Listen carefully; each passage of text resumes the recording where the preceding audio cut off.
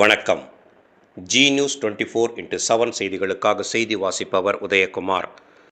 16 அம்ச கோரிக்கைகளை உடனடியாக நிறைவேற்றக் கோரி ரயில்வே எஸ்ஆர்இஎஸ் சங்கம் சார்பில் கண்டன ஆர்ப்பாட்டம் நடைபெற்றது. ராணிப்பேட்டை மாவட்டம் அரக்கோணம் நகர எல்லையில் ரயில்வே பொறியியல் தொழிற்சாலை இடபிள்யூஎஸ் அமைந்துள்ளது.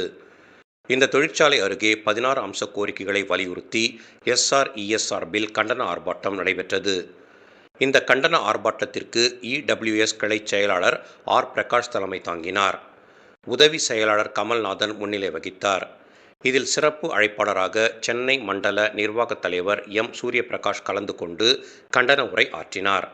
அப்போது ஜனவரி 2020 முதல் ஜூன் 2021 வரை முடக்கப்பட்ட 18 மாத டிஏ, டிஆர்ஐ உடனடியாக வழங்கிடு, ரயில்வே வேலைகளை கான்ட்ராக்ட் மற்றும் அவுட் சோர்சிங் செய்வதை கைவிடு, போனஸ் சீலிங்கை ரத்து செய்து சம்பளத்திற்கு ஏற்ப போனஸை வழங்கிடு, என்ஓசி வந்தவர்களுக்கு டிரான்ஸ்ஃபர் வழங்கிடு, சிசிஏஏ ஆக்ட் அப்ரெண்டிஸுகளுக்கான வயது வரம்பை தளர்த்தி வேலை வழங்கிடு, பணியில் உள்ளவர்களின் விருப்பப்படி பாஸ், பிடிஓக்களை மேனுவலாக வழங்கிடு, பணிமனை தொழிலாளர்களுக்கு ரிஸ்க் ஹார்ட் ஸ்லிப் அலவன்ஸ் வழங்கிடு, பயோமெட்ரிக் பஞ்சை அனைத்து பணிமனைகளிலும் ஐசிஎஃப் போன்று அமுல்படுத்திடு, மருத்துவமனைகளில் தேவைக்கேற்ப மருத்துவர்கள் மற்றும் ஊழியர்களை நியமித்திடு என்பது உள்ளிட்ட 16 அம்ச கோரிக்கைகளை வலியுறுத்தியும் மத்திய அரசை கண்டித்தும் கண்டன கோஷம் எழுப்பினர்.